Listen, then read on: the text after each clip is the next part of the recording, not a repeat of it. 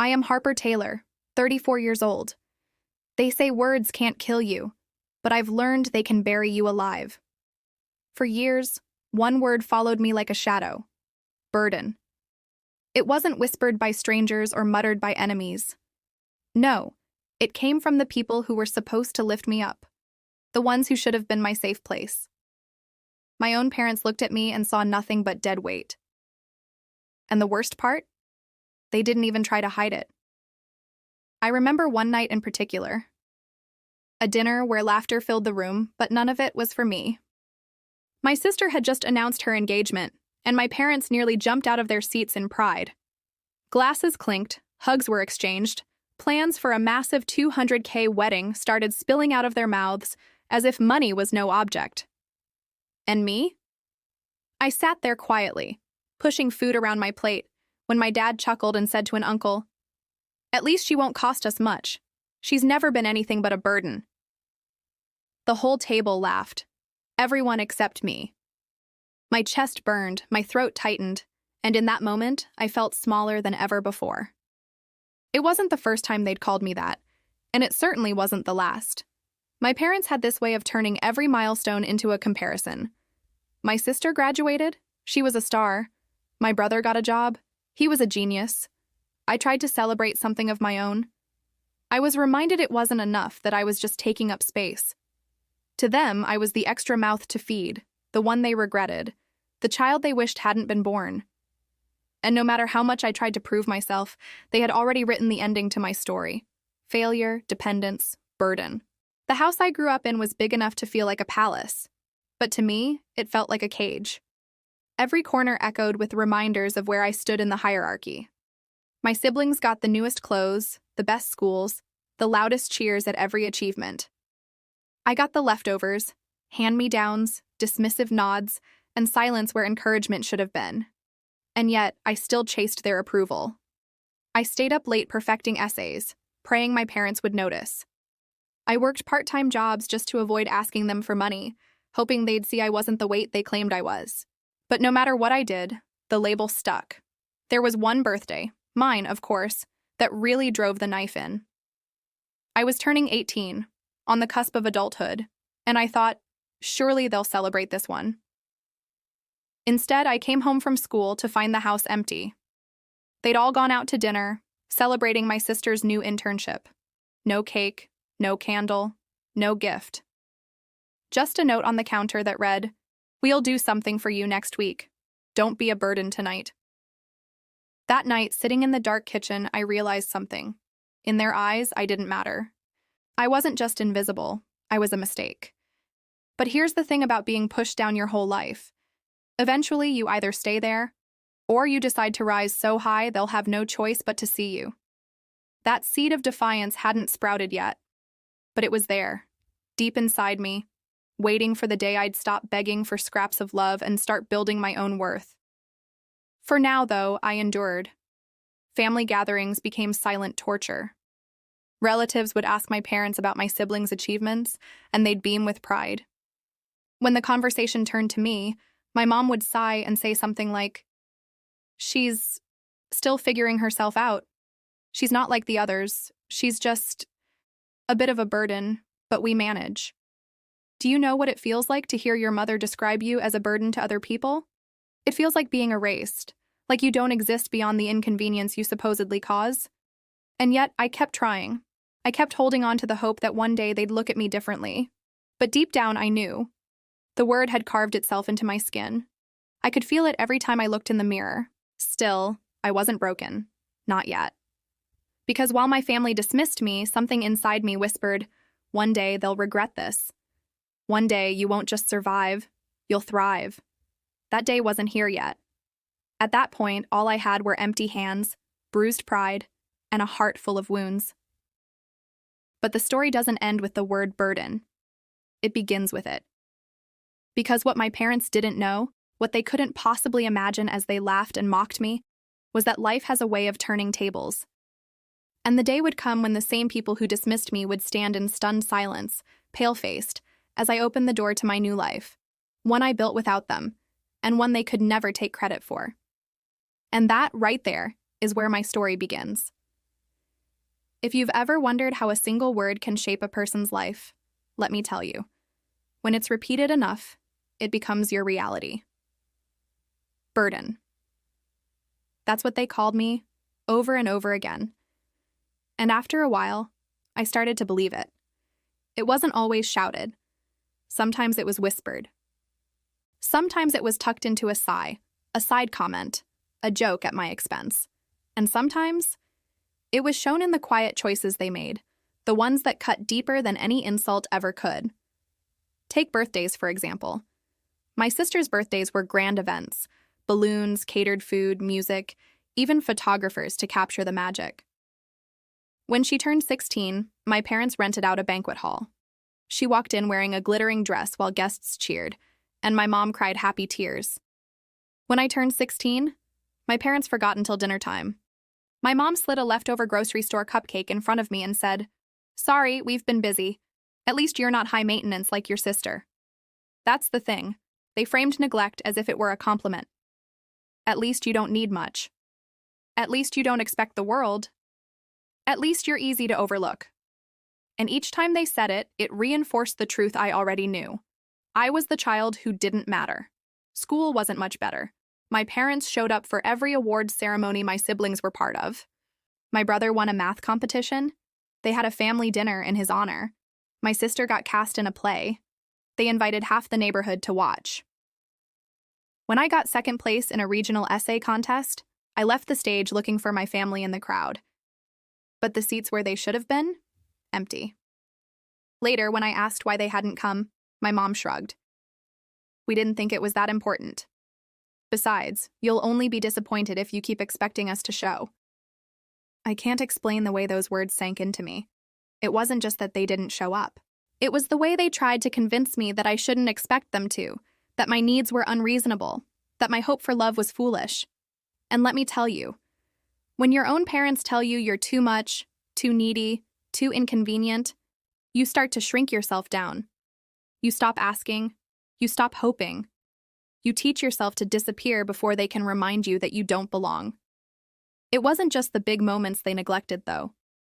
It was the everyday reminders, the little cuts that added up to deep wounds, like how my siblings got new clothes every school year while I wore hand-me-downs with frayed edges. My brother got a car for his birthday. I was told to take the bus. My sister got private tutoring when she struggled in math. I was told to figure it out. Or the way my dad talked about us in public.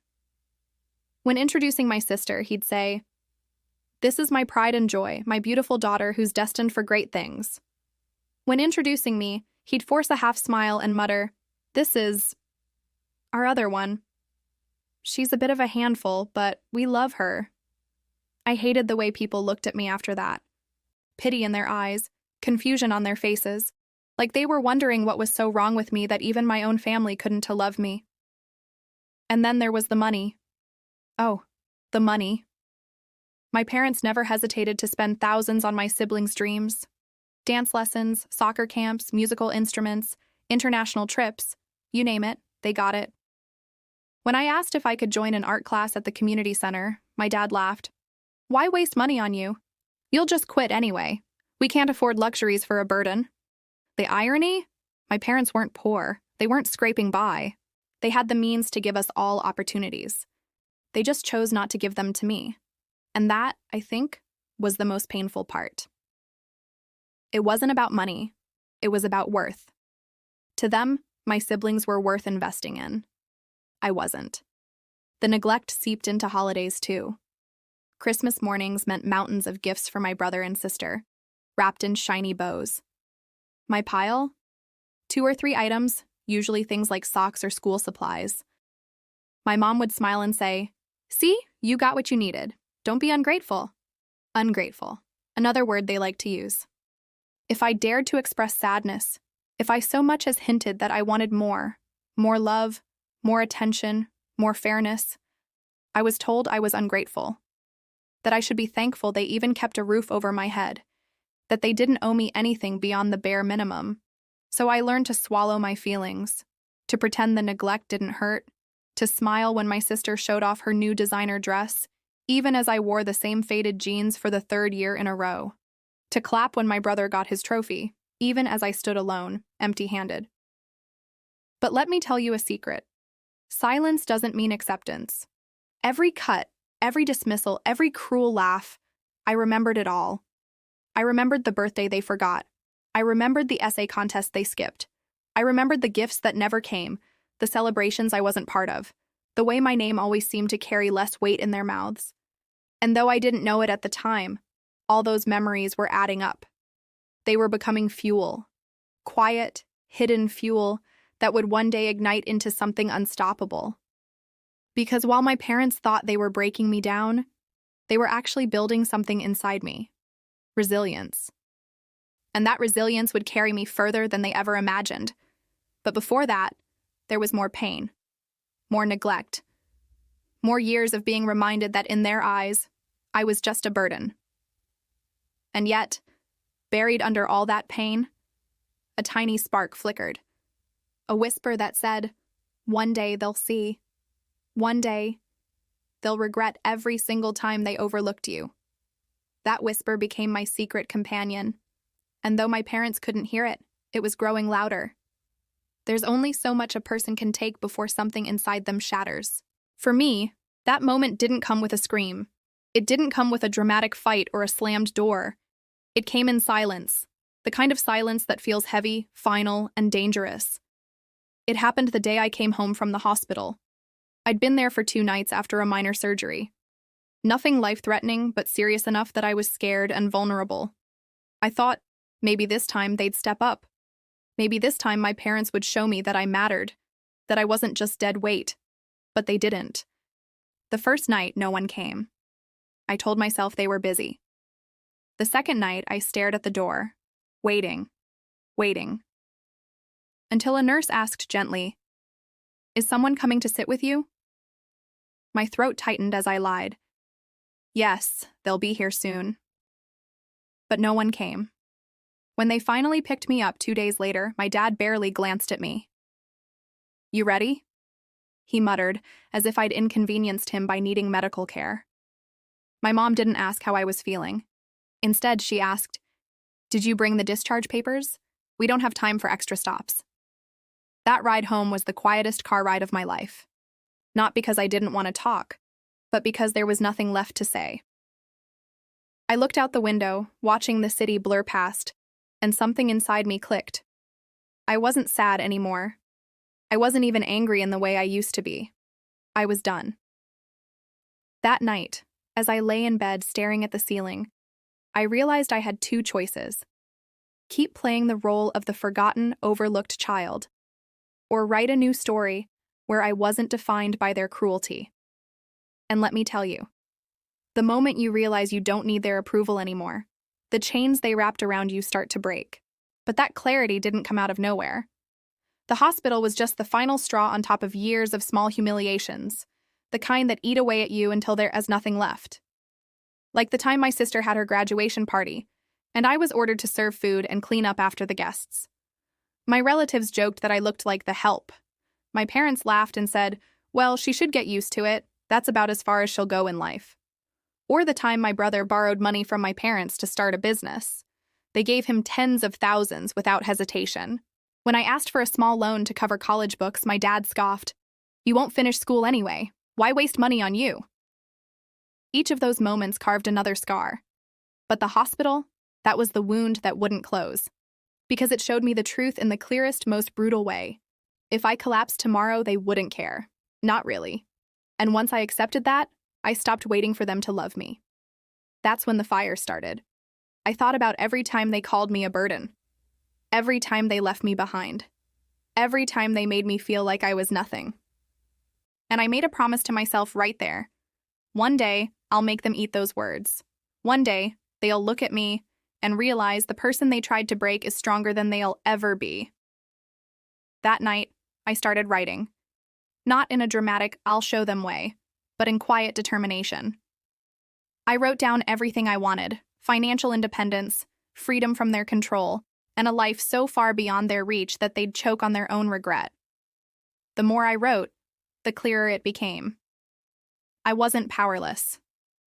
I had skills, intelligence, and a will to survive. things they had underestimated all my life. They thought neglect would break me, but instead it had forged me into someone who could survive without them. The funny thing about hitting a breaking point is that it doesn't always look like breaking. Sometimes it looks like building. I stopped asking them for anything. I stopped chasing their crumbs of approval. Instead, I threw myself into every opportunity I could find. Small jobs, side hustles, late-night studying, anything that moved me closer to independence. My parents noticed the shift, but they didn't take it seriously. They thought it was another phase. I overheard my mom say once, "Don't worry, she'll crash and burn like always. That's what burdens do." But here is what they didn't know. I wasn't running on their validation anymore. I was running on the years of pain they'd given me. And pain is the most powerful fuel of all. Looking back, I realized the breaking point wasn't just about them leaving me in that hospital bed. It was about me finally leaving them. Not physically, not yet, but emotionally. I stopped being their forgotten child and started becoming my own person. And though they couldn't see it, the balance of power had already begun to shift. Because when you stop begging for a seat at their table, you start building your own. That was the beginning of the end. Not for me, but for the hold they had over me. They didn't know it yet, but every cruel laugh, every insult, every time they called me a burden, all of it was about to come back to them in ways they could never have imagined. And when it did, they wouldn't be laughing. They thought I was still the same weak, invisible shadow in the family. They thought I'd always be the forgotten one, the one who quietly absorbed their insults and accepted whatever scraps they threw my way. What they didn't know was that while they mocked me, I was quietly sharpening every tool I had. It started small. I picked up a job that barely paid enough to cover the basics, but instead of spending, I saved every penny. I worked nights, weekends, and took shifts no one else wanted. My parents barely noticed. When they did, it was only to sneer. "You'll work yourself to death and still have nothing to show for it," my dad said once, not even looking up from his newspaper. I smiled to myself. If only he knew. Because every hour I worked wasn't just about money. It was about freedom. Each dollar was a brick, and brick by brick I was building an escape. But money was only one piece of the plan. The other was knowledge. I spent nights poring over books, tutorials, and free online courses. I studied business, finance, real estate, anything that could give me an edge. I wasn't content to just survive. I wanted to thrive. I wanted to walk into a room one day and have them choke on the sight of what I'd built.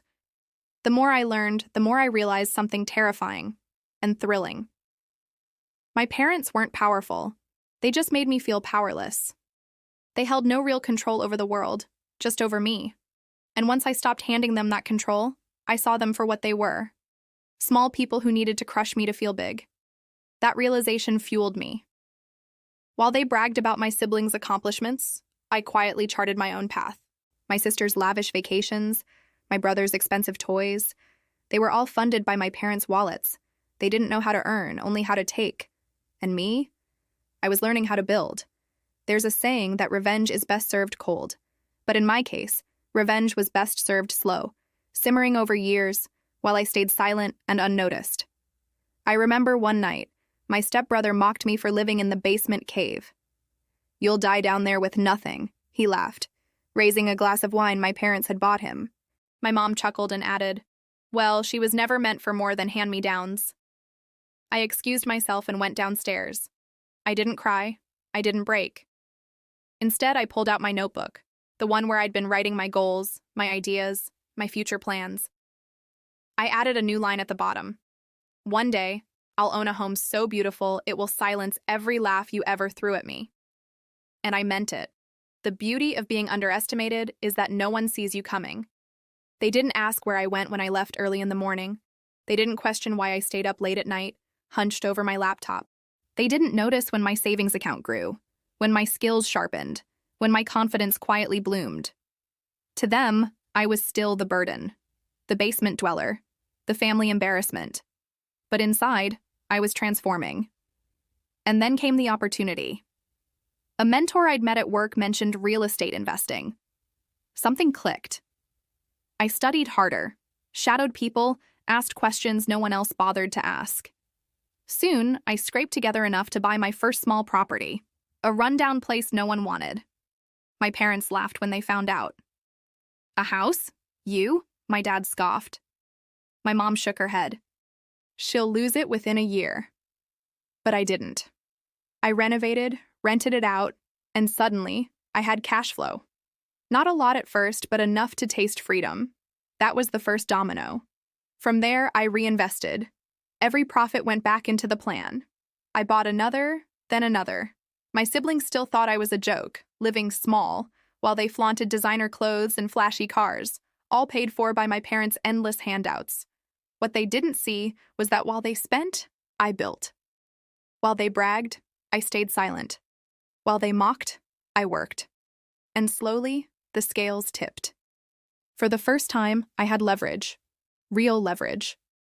Not the kind my parents held over me with cruel words or withheld affection, but financial independence, the kind no insult could take away. But here's the twist. I didn't flaunt it. Not yet. I kept it hidden, letting them believe their own delusions. Let them laugh a little longer, I thought. Let them feel superior while I crafted a future they couldn't even imagine. That patience made the eventual reveal all the sweeter. Because while they were still calling me a burden, I was designing the blueprints for a home that would become their undoing. A home that wasn't just walls and windows, but proof. Proof that every sacrifice, every long night, every cruel word I endured had transformed into something unshakable. And as the construction began, I kept my secret close. I'd visit the site, running my hands over beams and fresh paint, imagining the look on their faces the day they'd see it. I knew that day would come. And when it did, it wouldn't just be about the house. It would be about finally standing in front of them with nothing left to hide, nothing left to beg for. I wasn't their burden anymore. I was the proof of how wrong they had been. And the irony, my silence, the very thing they mocked me for, became my greatest weapon. Because while they wasted years laughing, I was quietly building the one thing that would take their laughter away forever. And soon, very soon, that day would arrive. For years, they told me I was nothing but a burden. For years, I stayed silent, swallowing every cruel word. But as I stood in front of my finished home, the gleaming walls, the polished floors, the future I built with my own hands, I realized something. This was the moment I had been waiting for. This was the moment I would finally watch their arrogance crumble. And oh, it started exactly as I imagined. The day I invited them over, my mother's voice was dripping with suspicion. "You want us to visit you? What for?" she asked, as though the idea itself was absurd. My father chuckled under his breath. "What's she going to show us? A studio apartment with a leaking ceiling?" My siblings laughed, already assuming it was going to be another chance to mock me. I didn't correct them. I didn't defend myself. I simply said, "You'll see." When the day arrived, I watched them pull up in their shiny cars, stepping out with smug expressions. My stepbrother whispered something to my sister, and they both burst into laughter. I didn't flinch, not this time. Because they had no idea what was waiting for them behind the gates. And when those gates swung open, their laughter died. Their eyes widened as they took in the sight. A modern home, elegant and sprawling, sunlight glinting off the windows, manicured gardens framing the driveway. It wasn't just a house. It was a statement. A declaration of independence, of strength, of survival. My father's jaw literally dropped. My mother clutched her purse tighter, blinking rapidly as though she couldn't believe what she was seeing. My siblings froze mid-step, their mouths open, their smirks erased. For a long, satisfying moment, there was only silence, and then, predictably, the excuses started. "This can't be yours," my stepbrother scoffed, though his voice wavered. "You must be renting." I smiled, calm and steady. "No, it's mine, paid for with my own money." My sister shook her head. "No way. You? You couldn't even afford new clothes last year. There's no way you did this." That's when I turned the knife. I pulled out the folder I had brought, neatly organized, and handed it to my father. Inside were the documents. The deeds, the mortgages I'd paid off, the business accounts that traced back to years of hard work. Proof. Undeniable and ironclad. His hands trembled as he flipped through them. His face went pale. This can't be real, he muttered, his voice barely audible. But it was real. Every page was real. Every figure, every receipt, every signature, it was all mine. And the look on his face as the truth sank in was worth every sleepless night I had endured. My mother, who had always been the loudest critic, suddenly fell silent. Her lips parted, but no words came out. She looked smaller somehow, her confidence stripped away in an instant. And my siblings? Their faces twisted with something between jealousy and rage. I let the silence linger. I wanted them to sit in it, to choke on it. You always said I was a burden, I finally said, my voice calm but firm. But this is what your burden built. The contrast hit them like a slap. Years of belittling me, dismissing me, laughing at me, and here I was, standing taller than any of them, in front of a home none of them could have built on their own. My sister tried one last jab. You probably got lucky. Some handout, some charity. I laughed softly, shaking my head. Luck had nothing to do with it. While you were busy spending Mom and Dad's money, I was busy building my own future. And now you're standing in it. Her face flushed red and she turned away, unable to look at me. The humiliation was complete. But what made it sweeter wasn't just their silence. It was the way they looked at me. Not as the family burden, but as someone they couldn't dismiss anymore. For once, they were the ones scrambling for words, while I stood calm, composed, untouchable. I gave them the tour, every room a dagger of proof, the gleaming kitchen, the sunlit living room, the spacious backyard, all of it whispered one truth. I won. Without you, despite you, I won. At one point, my father stopped walking. He stared out at the backyard, his shoulders slumped, his face pale. I don't understand, he murmured. I looked at him, years of pain bubbling to the surface, and simply said, That's because you never tried to understand me. You never wanted to. He didn't reply. He couldn't. By the end of the visit, none of them had the energy to insult me anymore. Their arrogance had evaporated, replaced by something they'd never shown me before. Fear. Fear of losing their grip on me. Fear of facing the truth that I didn't need them. And never had. As they left, I stood at the door, watching them walk down the driveway in silence. Not one of them dared to laugh. Not one of them dared to call me a burden. Because they knew. And that knowledge was more powerful than any revenge I could have planned. Still, deep down, I knew this wasn't the end. Their humiliation was just the beginning. The real justice, the final reckoning, was still to come. And I was ready. They say justice doesn't always come in a courtroom. Sometimes justice is quieter. It doesn't roar, it lingers. It doesn't need to be shouted, it just needs to be lived. And in my case, justice wasn't about destroying them in public or proving myself through some grand spectacle. It was about showing them, without a word of defense, that I no longer lived in the shadow they cast over me. Because this story was never just about humiliation. It was about closure.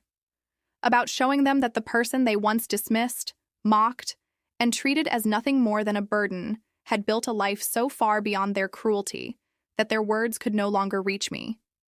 For years, I let their voices define me. Every insult, every dismissal, every sneer, they clung to me like weights. I walked around carrying their judgment, believing that maybe they were right, maybe I wasn't enough. But standing there in front of them, the walls of my new home gleaming behind me, I realized how far I had come. I used to measure my worth by their approval. Now I measured it by the strength I had found when they weren't there. By the nights I worked late into exhaustion, by the mornings I forced myself up anyway, by the choices I made to keep going when every voice around me said to give up. And that's what stung them the most. They could no longer deny what was right in front of them. I remember their faces that day as if it were frozen in time. My father, pale and tight-lipped, as though someone had just stolen the air from his lungs. My mother, clinging to silence, her eyes darting around like she was searching for an escape. My siblings, the same ones who used to laugh at me behind closed doors, now wide-eyed, shifting uncomfortably, their arrogance cracked. They weren't looking at me as a burden anymore. They were looking at me as a reminder of what cruelty costs, a reminder that the one they underestimated had risen without them. And I didn't need to scream or throw their words back at them or demand an apology. My existence was the apology they couldn't put into words. What made it sweeter wasn't their humiliation, it was my peace. For so long, I thought justice would feel like revenge, like finally knocking them down, the way they had knocked me down 100 times before. But standing in that moment, I realized justice wasn't about them at all. It was about me, about reclaiming my voice, my life, my worth. They didn't need to collapse into tears or beg for forgiveness. They didn't need to say the words I had once longed to hear, because I no longer needed their recognition. The victory wasn't in their reaction, it was in my freedom. And yet, I'd be lying if I said I didn't feel a flicker of satisfaction watching them struggle to hold their composure. Seeing my step inside my home, running their fingers along countertops they never thought I could afford, standing in rooms they once swore I would never belong to, it was a quiet reversal of power. For the first time, they were in my world, my space, my life. They were the outsiders, and I was the one holding the door. The powerless version of me, the one who used to shrink at their words, who used to cry herself to sleep wondering why she wasn't enough, she was gone. In her place stood someone who didn't just survive their neglect, but thrived in spite of it. Someone who had learned the greatest lesson, that sometimes the best revenge isn't loud. Sometimes the best revenge is living a life they can't touch. As the visit ended, I didn't need to push them out. I didn't need to slam the door behind them. They left quietly, weighed down by the reality they had built for themselves. I watched from the doorway as they walked down my driveway, their figures smaller with each step, their silence heavier than any words could ever be. For years, I had been the one watching them walk away from me, leaving me behind, ignoring my needs, dismissing my worth. But this time, it was me watching them leave, and I felt nothing but calm. I wasn't angry anymore. I wasn't bitter. I wasn't even vengeful. I was free. That night, I stood in the center of my living room, surrounded by the home I built, the walls that carried my story, the proof of everything I had endured. And I whispered to myself, "This is justice." Not because I humiliated them, not because I forced them to see me, but because I had finally seen myself. I wasn't their burden. I wasn't their afterthought. I wasn't the shadow in someone else's story. I was my own person, whole, strong, and finally at peace. If you've ever felt the sting of being dismissed, if you've ever been told you weren't enough, I want you to hear this. You are not defined by their words. You are not limited by the people who refuse to see your worth. Sometimes the greatest justice you can serve is not to fight for their approval, but to walk away and build a life that speaks for itself. That's what I did. And when they saw it, their silence was the loudest thing I had ever heard. And maybe that's why I'm sharing this story with you now. Because I know I'm not the only one who has felt like the forgotten child, the burden, the one left behind. If you've ever carried that weight, I hope my story reminds you that you can lay it down. You can build something greater. You can turn their doubt into your fire. If this resonated with you, if you've ever been through something similar, share this story with someone who might need to hear it. And if you want to hear more stories like mine, stories of injustice that turn into justice, of pain that transforms into strength, then stay with me. Subscribe, because sometimes the stories we tell are the ones that set us free. Because at the end of the day, it's not about them, it's about us. Finding our voice, reclaiming our power, and finally stepping into the life we deserve.